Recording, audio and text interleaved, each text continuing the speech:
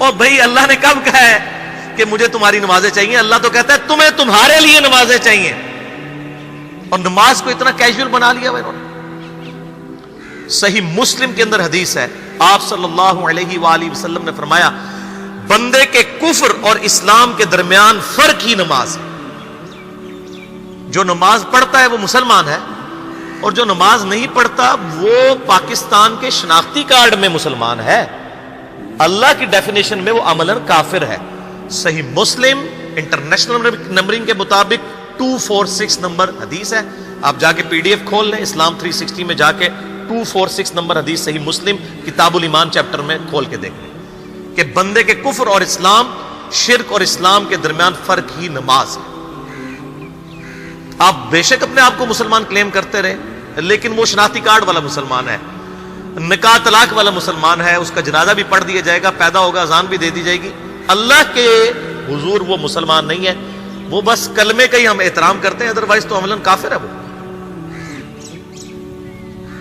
اسی طریقے سے جامعہ ترمذی میں حدیث ہے، سنن نسائی کے اندر حدیث ہے، سنن ابن ماجہ کے اندر حدیث ہے کہ آپ صلی اللہ علیہ وآلہ وسلم نے فرمایا جس نے نماز چھوڑ دی گویا اس نے کفر کیا، من ترک الصلاۃ متعمدا فقد کفر۔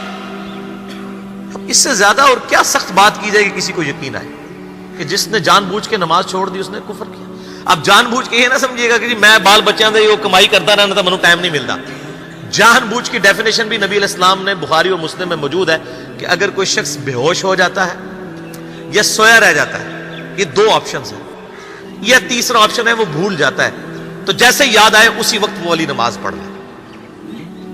لیکن جو شخص دنیا کو ٹاپ پرائورٹی مانتا ہے، اپنا آفس چھوڑنے کے لیے تیار نہیں، اپنا کلینک چھوڑنے کے لیے تیار نہیں ہے، اور اپنی دکان چھوڑنے کے لیے تیار نہیں ہے نماز کے لیے، تو ظاہر ہے کہ وہ تو اپنے آپ کو دھوکہ دے رہا ہے۔ اللہ تعالیٰ تو اپنے معاملات کے اندر بالکل اسٹریٹ فارورڈ ہے، بالکل یہ ذہن میں رکھ لیں۔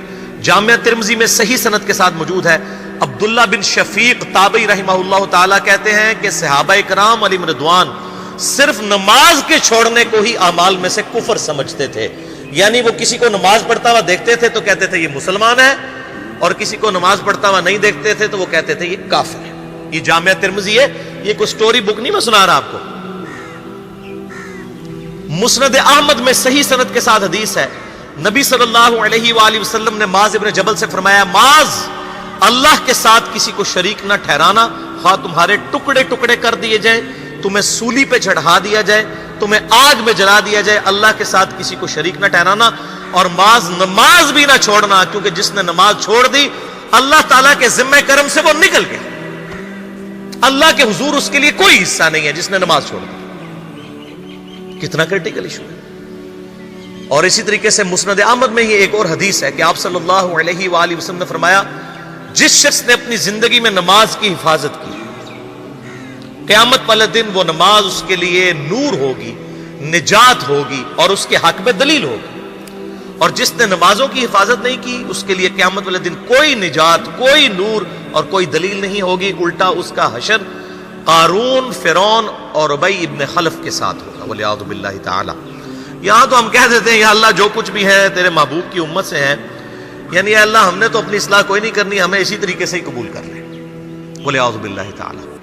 اور کچھ ویسے علماء کا بھی اس میں بڑا برا کردار ہے کہ انہوں نے نماز کو بھی اتنا مشکل فرض بنا کے پیش کیا ہے کہ ایک عام آدمی کے لیے، اور جو دنیاوی معاملات کے اندر بھی انوالو ہے، اور کسی ایسی عورت کے لیے جس کے کئی بچے ہیں، مطلب اس روٹین کے اندر اس نماز کو مینج کرنا مشکل ہو جاتا ہے۔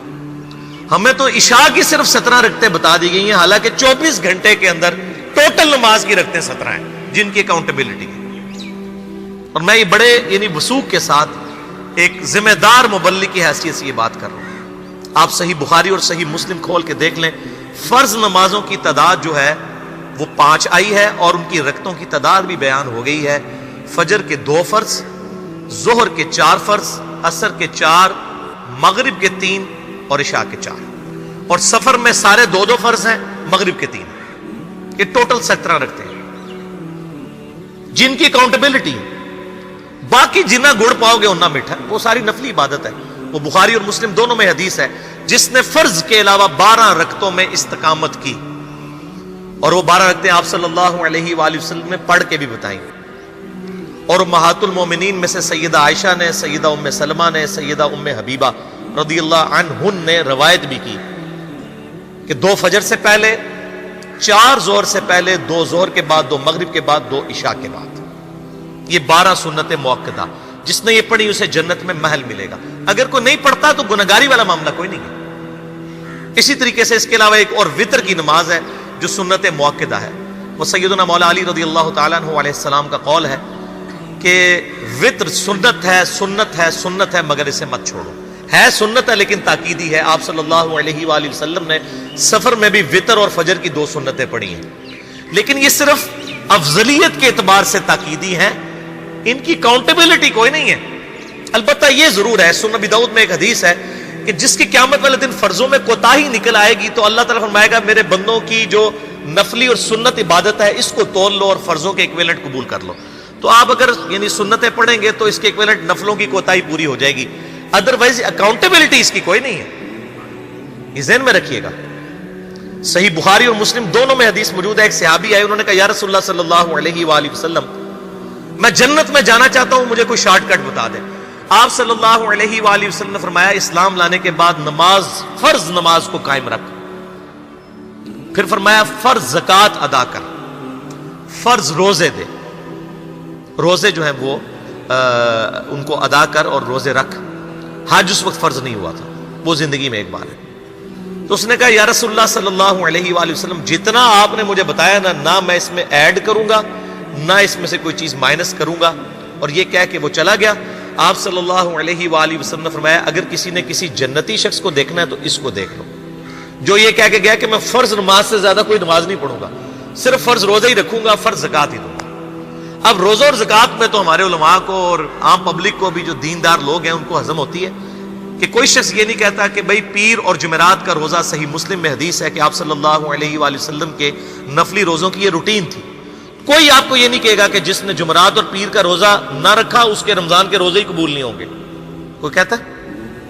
کیونکہ ان کو پتہ وہ نفلی ہے. اسی طریقے سے زکوٰۃ تو صرف 2.5% ہے نا، باقی تو نفلی صدقات ہیں جتنے مرضی دیں.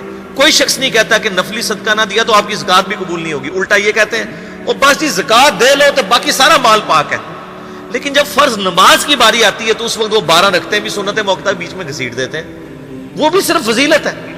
ٹوٹل 17 رکھتے ہیں، 2 فجر کی، 4 ظہر، 4 عصر، 3 مغرب، 4 عشاء. یہ میں کو اپنے لیے گراؤنڈ نہیں بنا رہا، میں تو الحمدللہ اس کے علاوہ بھی نفلی عبادت کرتا ہوں. لیکن میں بتا رہا ہوں خدا کے لیے لوگوں کو دین ایسا مشکل نہ پیش کریں کہ جو نبی علیہ السلام نے امت کو وہ دین نہیں دیا ہوا. اپنی مرضی سے انجیکٹ نہ کریں دین، لوگوں کے لیے مشکلات نہ کھڑی کریں، ان کو فرض نماز تک رکھیں. پھر انشاءاللہ کئی لوگوں کو میں نے اس نے نماز شروع کروائی، انہوں نے سنت نماز بھی، نوافل بھی شروع کر دی ہیں. لیکن آپ کم از کم وہ ڈیٹم لیول تو اچیو کروائیں لوگوں کا. لیکن فرض نماز کی باری آتی ہے کہتے ہیں جی سنتے بھی حصہ ہے. کہاں سے میرے بھائیوں حصہ ہے؟ وہ 17 رکھتے ہیں، سنتیں پڑھیں گے ثواب ہے، نہیں پڑھتے گناہ کوئی نہیں. تو کم از کم فرض تو ادا کریں. اس کے لیے آپ کو ٹوٹل 24 گھنٹے میں میرے خیال ہے 40 منٹ بھی نہیں چاہیے فرض پڑھنے کے. تو اس کے اوپر تو استقامت کم از کم ہم اختیار کریں. اور چھوٹی چھوٹی جو نٹی گٹیز ہیں ان کو تو ہم نے اتنا فالو کیا ہوا ہے، اور فرض نماز کے بارے میں ہم اتنے کیجول ہو جاتے ہیں. تو یہ فرض نماز کی امپورٹنس اس حوالے سے ضروری تھی، اس لیے میں نے ساتھ ہی بیان کر دی.